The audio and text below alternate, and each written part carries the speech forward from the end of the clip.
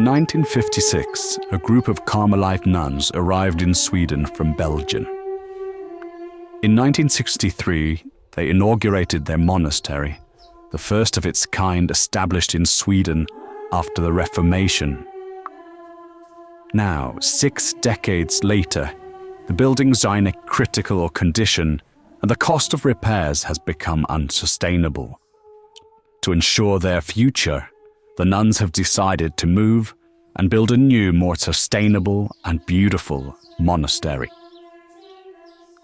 This undertaking requires substantial resources, and the Swedish Carmelite nuns are reaching out for your help. Every contribution is received with profound gratitude.